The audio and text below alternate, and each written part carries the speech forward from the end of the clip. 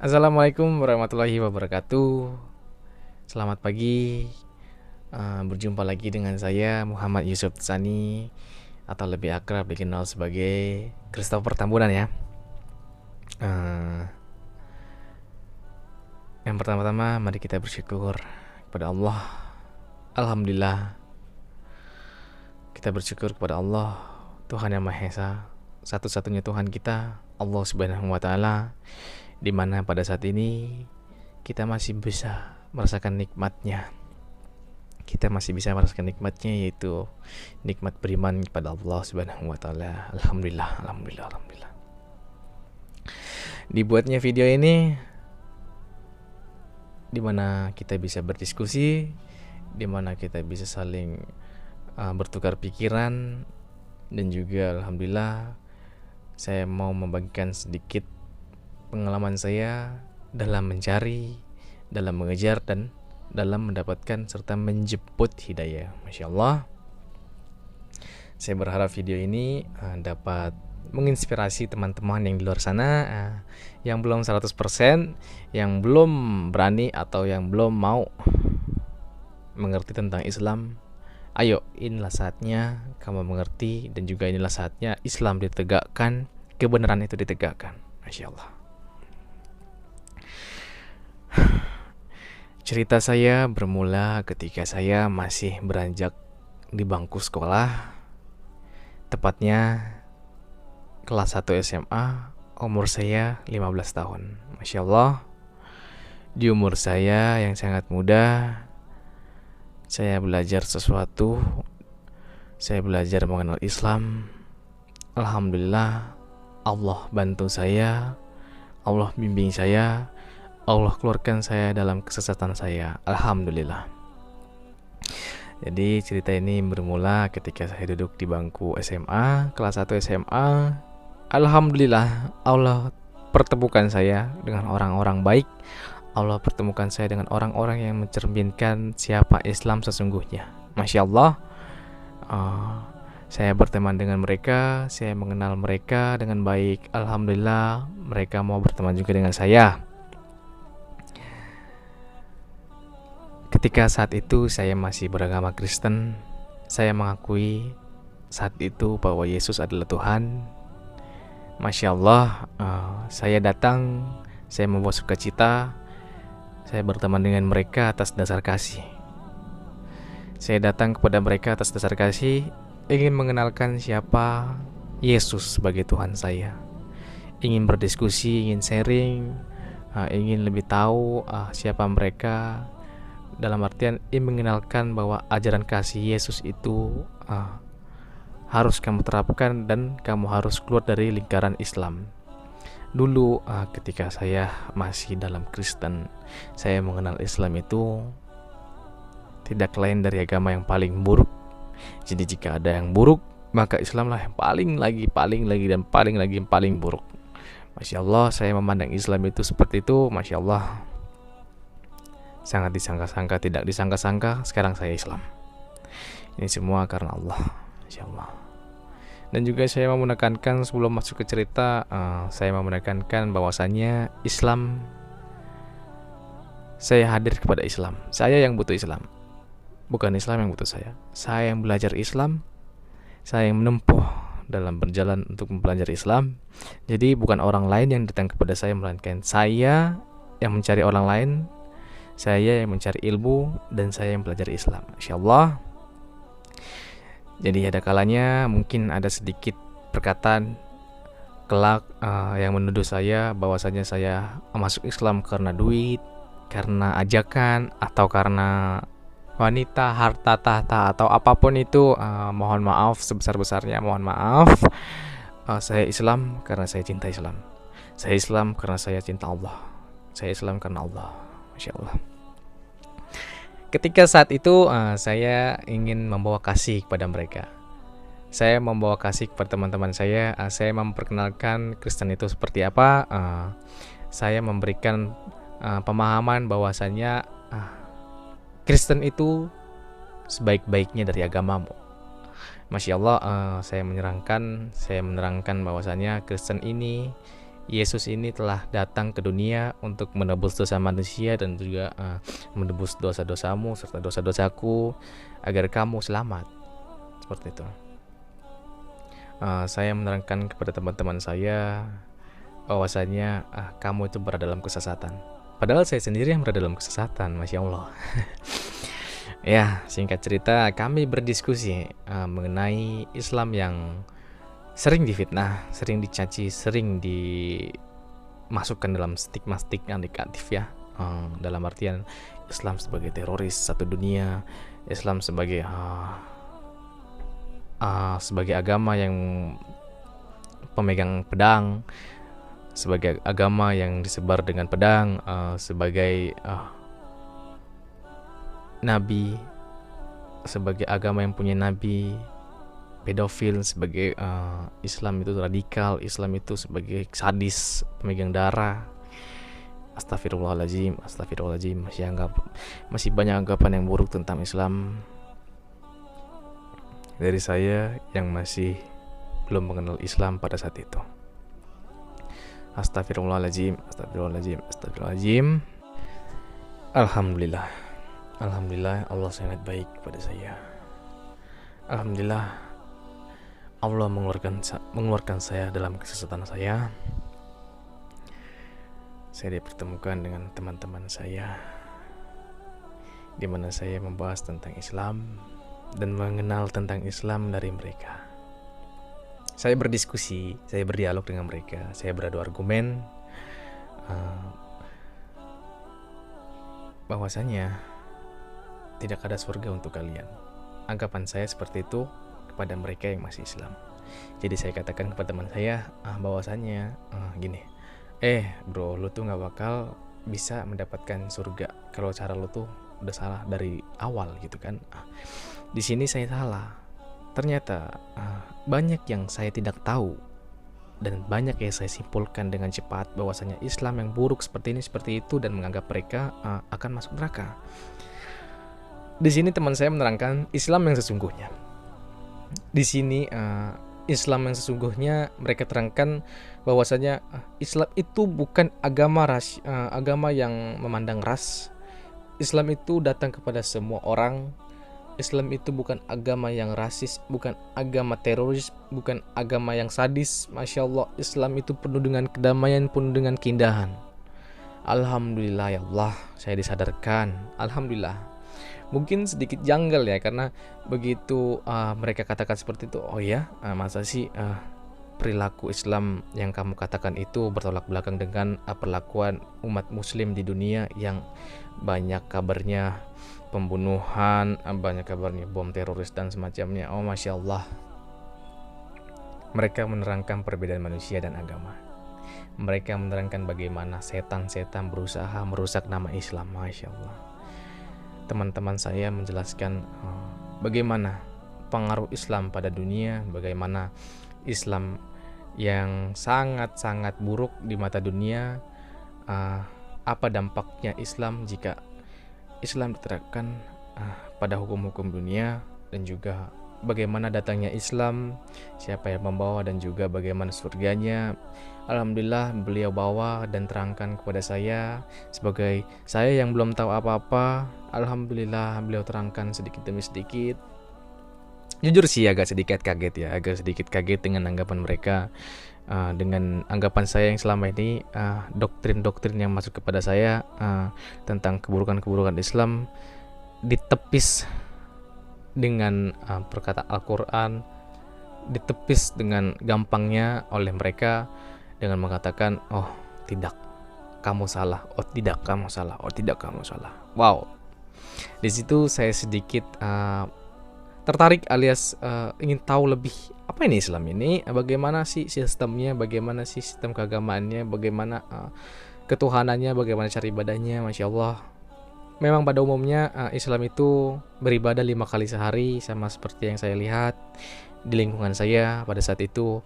Sholat subuh, sholat jam 12, sholat jam 4, sholat jam 6, sholat jam 7. Setiap hari diulang-ulang seperti itu terus tanpa berhenti.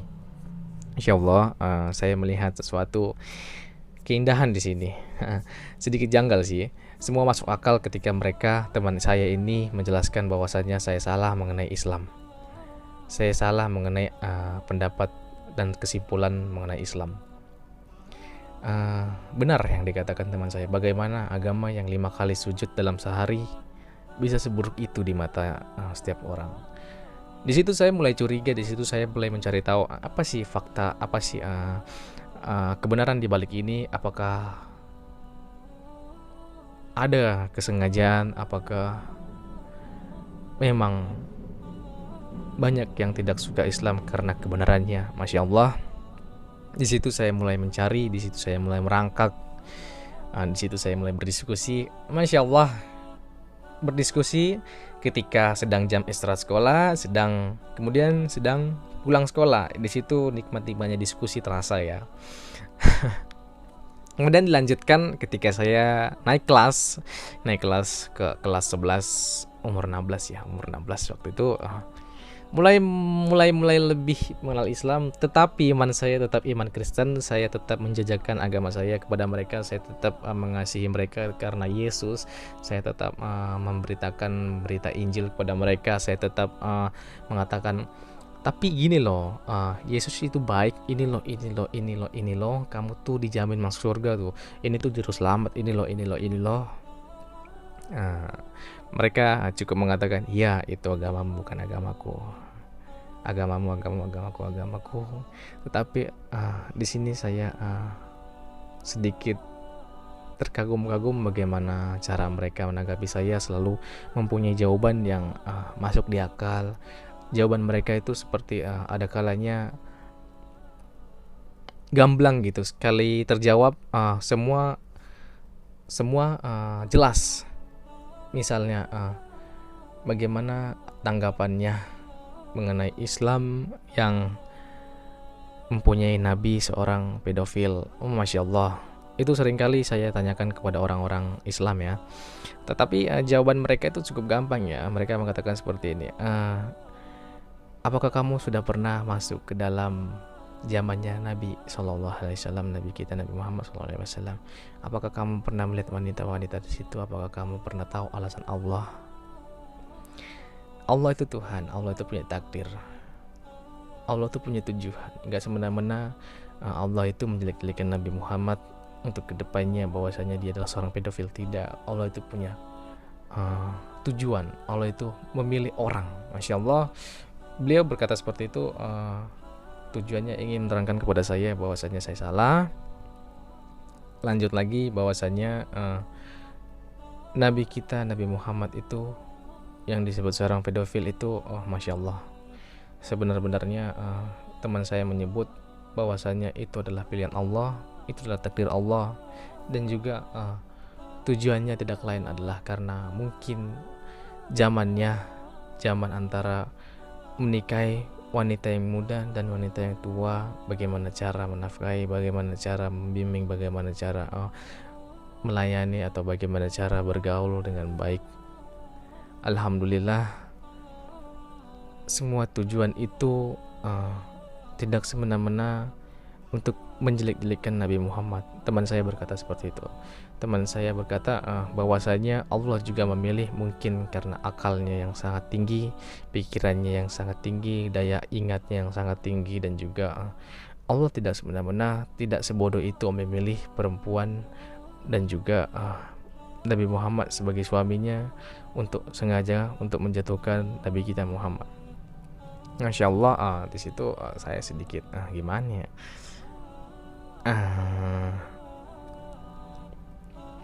Agak sedikit terguncang, agak sedikit masih belum bisa menerima gitu kan, karena jujur saja namanya saya baru belajar Islam, namanya saya juga baru mengenal Islam. Sangat berbeda seperti yang dikatakan oleh gereja, sangat berbeda seperti yang diumumkan oleh gereja dan juga jemaat-jemaatnya, sangat berbeda seperti yang diajarkan oleh orang tua saya, sangat berbeda sekali. Ya seperti itu, saya mengenal Islam apa adanya, dan itu saya mengenal hanya buruk-buruknya, dan nyatanya tidak ada buruknya. Masya Allah, dan saya sekarang Islam. Alhamdulillah, itu semua karena Allah. Masya Allah. Selain dari belajar berdiskusi bersama dengan teman-teman saya juga belajar berdiskusi melalui forum-forum media, dari media YouTube, Instagram juga. Sesekali teman saya mengajak saya ke dalam pengajian ya, pengajian Ustadz Adi Dayat atau ustadz-ustadz lainnya. Alhamdulillah. Selain daripada itu, selain saya belajar Islam, saya juga tetap belajar Kristen. Saya tetap menggali-gali tentang Kristenan saya, memberikan ilmu dari Kristen saya kepada mereka seperti apa di Kristen.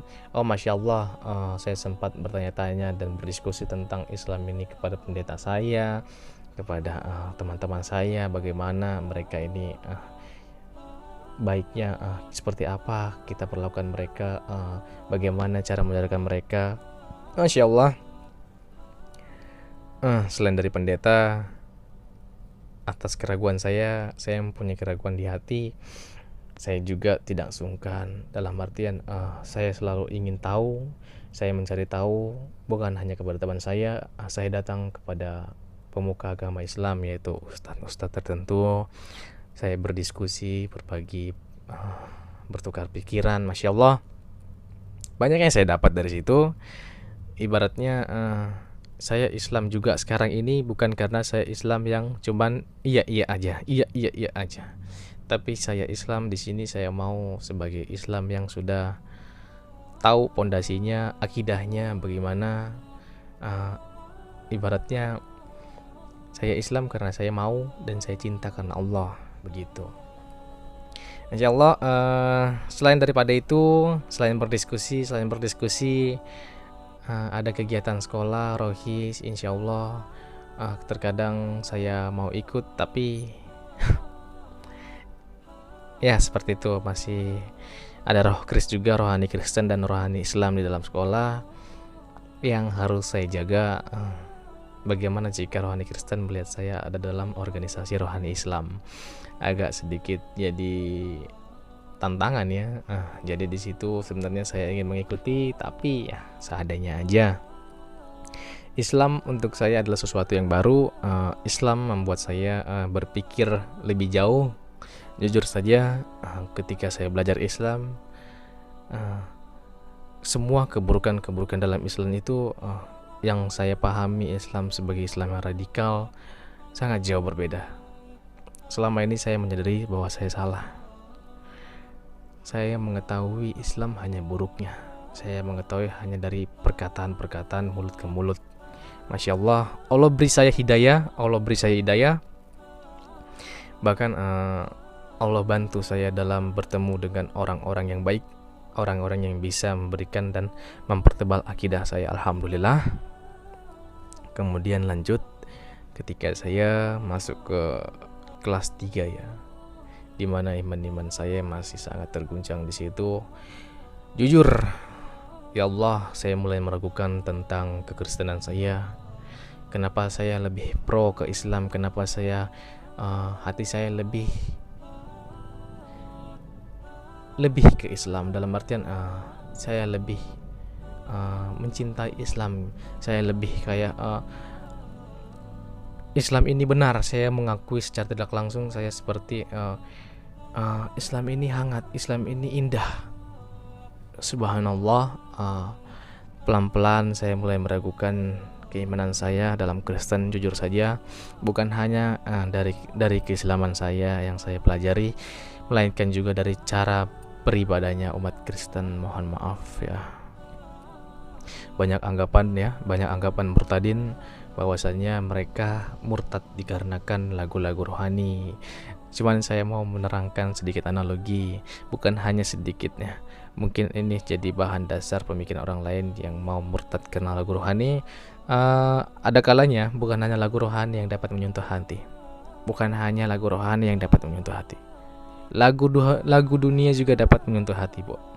Untuk bapak-bapak, ibu-ibu atau anak muda serta teman sebaya saya yang mau murtad karena lagu rohani, tolong dipikirkan untuk kedua kalinya, karena selain dari lagu rohani, lagu dunia pun itu sangat menyentuh. Jadi sedikit tidak logika kalau hanya saja bisa murtad karena lagu ya. Sedikit tidak logika. Kemudian juga Saya mau menerangkan bahwasannya di kelas 3 itu saya mulai melenceng ya. Yang tadinya saya ke gereja, saya izin pamit ke gereja, saya malah pergi ke musola. Masya Allah. Karena jujur saja ketika saya berada dalam musola, rasanya itu adem. Seperti inilah tempat saya. Ini saya di sini tuh nyaman. Saya suka hawa-hawanya. Saya suka dengan keberadaan masjid dan atau musola. Itu membuat saya sedikit demi sedikit menjauh dari gereja, sedikit demi sedikit menjauh dari agama Kristen. Jujur saja, semakin lama, semakin jauh, saya semakin nyaman terhadap Islam. Saya semakin nyaman dengan keindahannya. Saya semakin nyaman dengan ajarannya. Alhamdulillah, sedikit demi sedikit itu masuk ke dalam hati saya. Bagaimana cerita-cerita Nabi Muhammad, bagaimana cerita kisah-kisah sahabat Nabi Muhammad. Masya Allah, sedikit demi sedikit itu tertanam dalam hati saya, membuat saya paham tentang Islam itu bukan sekedar paham, tapi mau juga menjadi penegak kebenaran yang sesungguhnya. Seperti itu. Sesungguhnya juga saya sedikit malas ke gereja saat itu, jujur, dikarenakan doktrin-doktrin dari pemuka agama yang menjelaskan keburukan tentang Islam itu. Islam ini seperti ini, Islam itu seperti itu. Lihat itu mereka, lihat bom ini, lihat ini bom itu. Saya yang sudah tahu kebenarannya merasa seperti kenapa pemuka agama saya malah menjelek-jelekan agamanya orang lain. Sangat disayangkan, saya yang sudah mempelajari dan saya yang sudah mengetahui apa fakta di balik ajarannya Islam yang sesungguhnya, dengan pendeta yang mengatakan Islam itu buruk, merasa saya jadi sedih sendiri dengan kekristenan saya. Alhamdulillah, ketika saya merasakan jiwa keimanan saya mulai hilang sedikit demi sedikit, saya masuk ke dalam ajaran Islam. Saya mendapatkan sesuatu yang baru, saya mendapatkan sesuatu kenyamanan yang baru. Semakin lagi saya belajar, makin belajar, giat, dan juga mempelajari jejak-jejak Nabi Muhammad, bagaimana beliau hidup, bagaimana cara hidupnya. Masya Allah, kisah-kisah Nabi yang membuat kita sedih, terharu. Insya Allah. Nah, singkat cerita, waktu itu saya belajar dan belajar lagi di dalam musola. Setiap minggu ada kalanya saya melenceng, bukan ke gereja melainkan ke musola. Saya belajar lebih lagi mengenal Islam. Masya Allah, saya baca terjemahannya dari Al-Quran bahasa Indonesianya.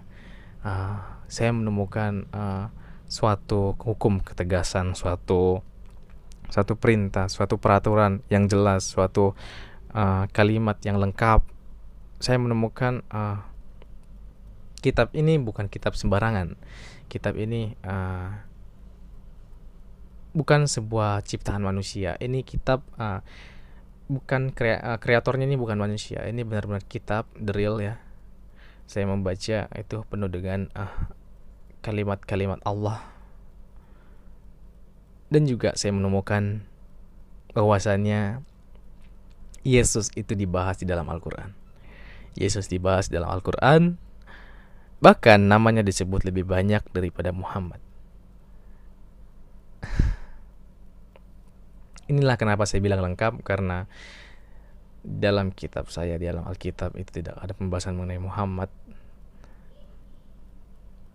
Atau mungkin saya yang tidak tahu pembahasan mengenai Muhammad dalam Alkitab, tetapi secara gamblang Yesus itu diterangkan di dalam Al-Quran. Masya Allah, membuat saya wow gitu, semakin tertarik, lebih lagi tertarik. Wow, dahsyat ini kitab. Dari mana dia tahu gitu? Ini bukan sembarangan yang menciptakannya. Saya melihat di sini penciptanya benar-benar dia ini bukan manusia atau bukan sejenisnya. Ini dia the real of God gitu. The real of God, inilah buku ciptaan of God. Inilah the real of book of God ya, yang benar-benar diturunkan untuk kita gitu. Masya Allah, semakin jatuh hati saya kepada Al-Quran, semakin jatuh hati saya kepada Islam, semakin jatuh hati saya kepada Nabi kita, Nabi Muhammad SAW. Masya Allah, dari situ saya lebih mengenal Islam. Dari situ saya mulai mengamalkan ajaran-ajarannya Islam. Oh ya, sedikit cerita, sejak kelas 1 SMA, atau lebih tepatnya sejak SMP, saya sudah berhenti makan babi. Alhamdulillah, saya sudah berhenti makan daging babi, makan daging haram.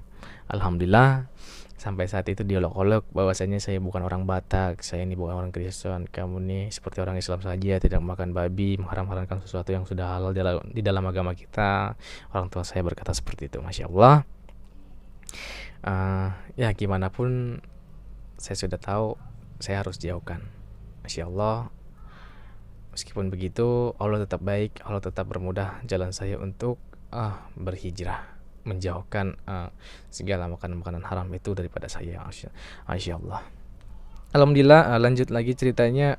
Ketika saat itu kelas 12, di mana saya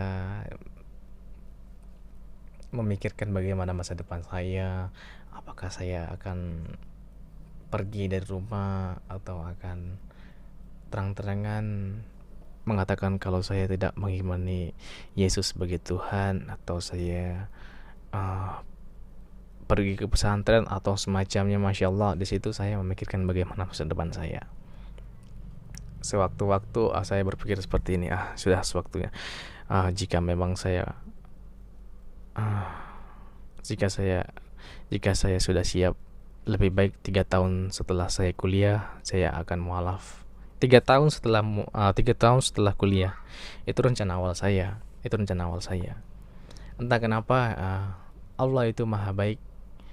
Justru sama seperti yang saya katakan tadi, apa yang benar menurut kita belum tentu benar menurut Allah, dan apa yang salah menurut kita belum tentu salah menurut Allah. Allah tunjukkan mukjizatnya kepada saya, yang seharusnya saya mualaf 3 tahun setelah kuliah. Masya Allah, sekarang saya masuk ke semester 3. Masya Allah, benar-benar tidak terduga mukjizat Allah. Saya mualaf pada saat saya masih kuliah, dan saat saya belum mempunyai apa-apa. Dalam istilah, keimanan saya diuji di sini. Di dalam hati saya tiba-tiba tergerak, tidak, udah cukup, saya sudah tahu kebenarannya, saya tidak mau menunggu lagi, sudah saatnya.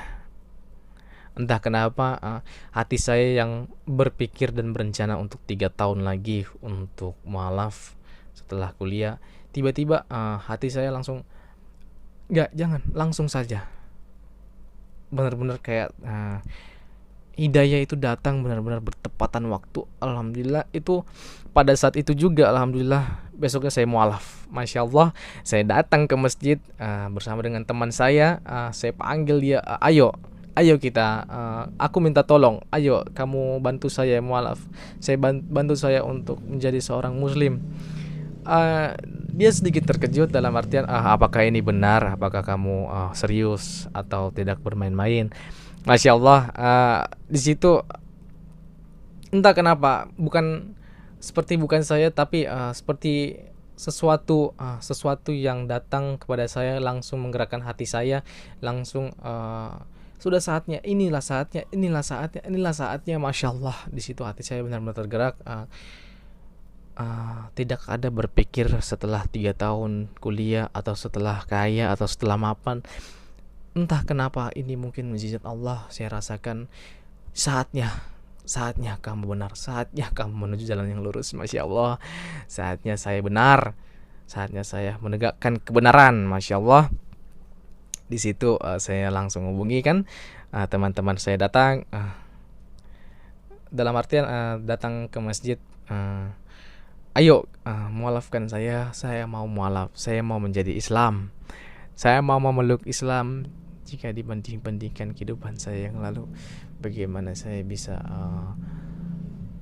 mendapatkan hidayah, bisa mendapatkan teman-teman seperti mereka yang mau menjelaskan dan membeberkan tentang Islam yang sesungguhnya, yang mau menyelamatkan saya, yang mau membantu dan mensupport saya. Masya Allah, saya ini dulu demi Allah Ta'ala, saya sangat benci Islam. Bahkan dalam artian itu kitabnya umat Islam, dalam artian saya sangat hinakan. Masya Allah, demi Allah saya sangat menghinakan Islam.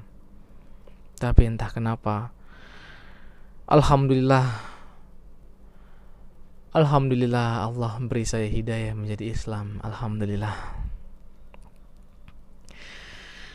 Kemudian lanjut cerita, saya menjadi seorang mualaf. Saya dimualafkan, aduh nggak bisa berhenti menangis di situ, berada di pelukan teman saya. Insya Allah, saya sudah Islam. Saya sudah terbebas dari ajaran sesat. Masya Allah, ada rasa kayak terbang, ada rasa seperti selamat, bahagia, sukacita. Masya Allah, sungguh bahagianya hari itu saya rasakan benar-benar sebaik ini Allah. Dia mau mengatur, dia mau membimbingku, yang seharusnya 3 tahun setelah kuliah Allah jadikan mualafku besok pada hari Minggu tanggal 27. Masya Allah, pada saat itu hari Minggu, saya mualaf. Masya Allah, bahagia sekali rasanya waktu itu. Dan pertama kali sholat, saya sangat ingat, saya sholat zuhur diajari oleh teman saya. Masya Allah, sujud di dalam tempat ibadahnya. Masya Allah, sujud pertama kali itu sujud, Alhamdulillah, akhirnya ini yang saya pelajari dari waktu saya masih membenci sampai sekarang saya sudah Islam. Inilah sujud saya, ya Allah. Inilah sujud saya, ya Allah. Saya sudah menjadi Islam, ya Allah. Saya sudah mengikuti ajaran-Mu, ya Allah. Saya sudah menjadi orang yang lurus, ya Allah. Amin. Alhamdulillah, ya Allah. Alhamdulillah.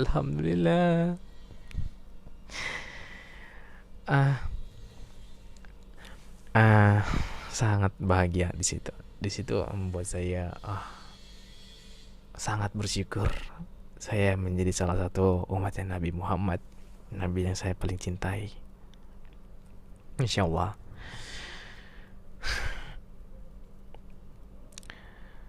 Mungkin untuk teman-teman yang mempunyai keraguan di luar sana, yang belum 100% hatinya, marilah, sudah saatnya kawan, kau tegakkan kebenaran. Sudah saatnya Islam berdiri. Sudah saatnya kita memberantas fitnah-fitnah tentang Islam, kawan. Sudah saatnya kita sadar yang salah dan yang benar itu siapa. Sudah saatnya kita bangkit.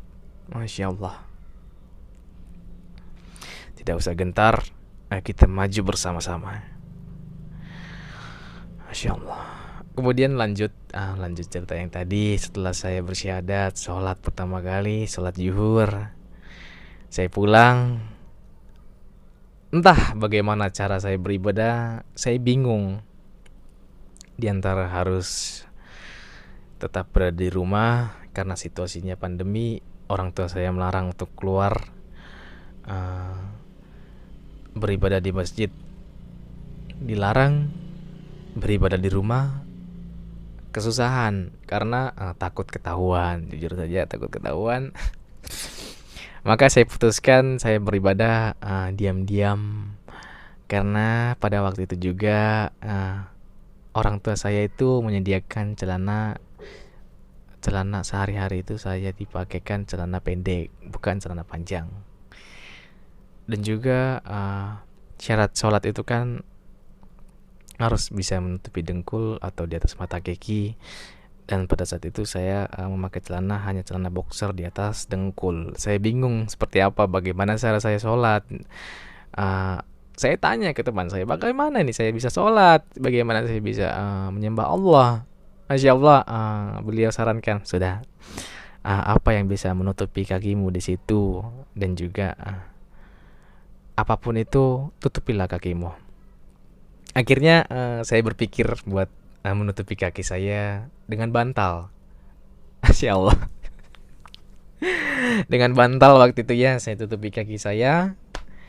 Karena saya tidak bisa berdiri atau tidak bisa duduk, takut ketahuan, saya putuskan sholat sambil tidur secara diam-diam. Saya letakkan bantal di atas kaki saya. Masya Allah. Masya Allah. Masya Allah. Itu momen-momen yang benar-benar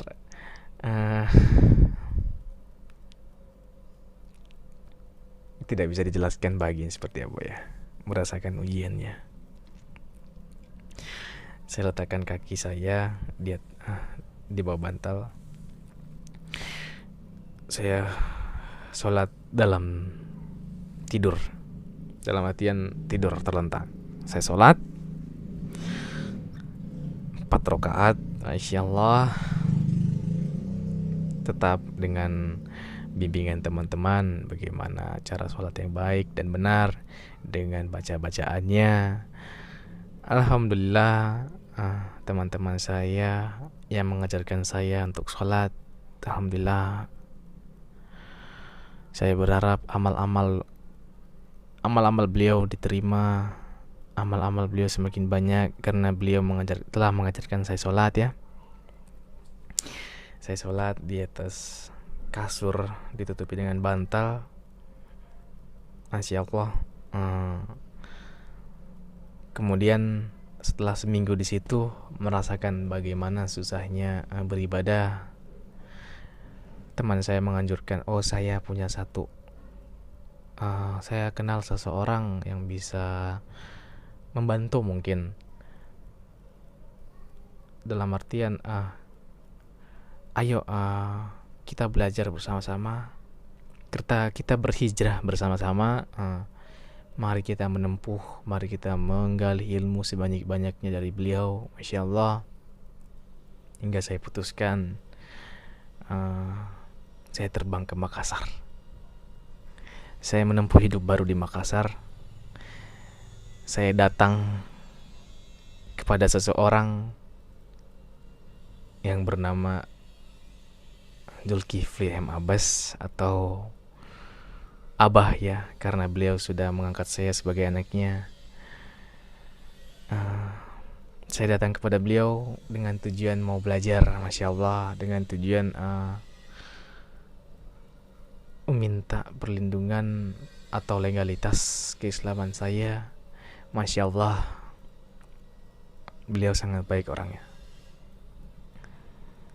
Nggak bisa dipungkirin juga ketika saya meninggalkan keluarga saya, itu adalah momen yang paling sedih. Karena jujur, saya tidak pernah berpisah dari orang tua saya.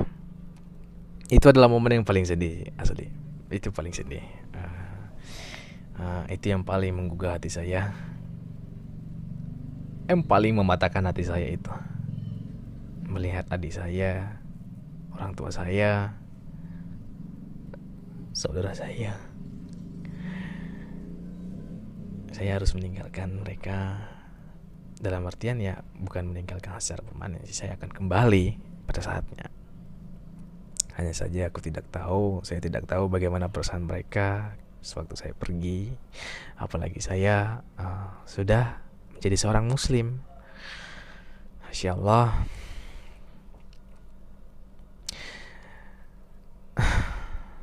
Ada satu kalimat yang saya ingat sampai saat ini. Mungkin teman-teman yang di luar sana yang masih ragu, saya berharap kalimat ini bisa menghilangkan keraguan kalian. Sesungguhnya ketika kita nanti meninggal, ketika kita meninggalkan dunia yang fana ini, bukan keluarga, bukan harta, bukan jabatan, bukan wanita atau siapapun itu kecuali amalmu. Amalmu lah yang menemanimu nanti. Sama seperti perjalanan saya, bukan keluarga saya, bukan harta, bukan mencari kekayaan, tetapi saya mencari ilmu dan orang-orang dekat saya, mau gimana pun menarik saya untuk kembali dalam Kristen, dan orang-orang terdekat saya yang mencoba menarik saya untuk kembali ke Kristen tidak akan bisa. Saya mohon maaf. Inilah ajaran yang saya pilih, inilah iman yang saya pilih, iman sebagai Islam Muslim. Bagi saya Islam itu indah. Saya sudah jatuh cinta kepada Islam. Insyaallah Allah berikan hidayahnya terus-menerus kepada saya. Amin ya rabbal alamin. Amin ya rabbal alamin. Jangan ragu kepada Islam.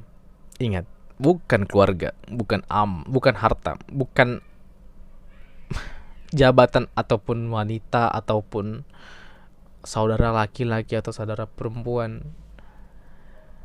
Hanya satu yang menemanimu nanti, yaitu amalmu. Masya Allah, yang menemanimu adalah amalmu. Jadi jangan ragu kepada Islam. Mari maju, mari tegakkan kebenaran. Sudah cukup berada dalam belakang panggung. Saatnya kamu menegakkan kebenaran. Saatnya kamu memperlihatkan jati diri kamu siapa sebenarnya. Masya Allah.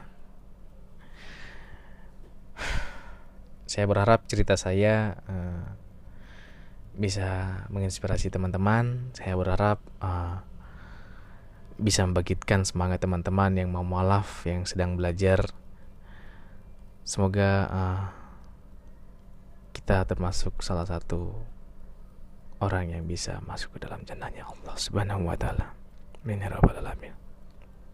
Jangan berhenti menyerah.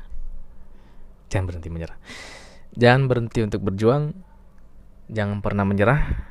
Ingat, hidayah akan datang kepada siapapun, asal bagaimana kita menjemput hidayahnya.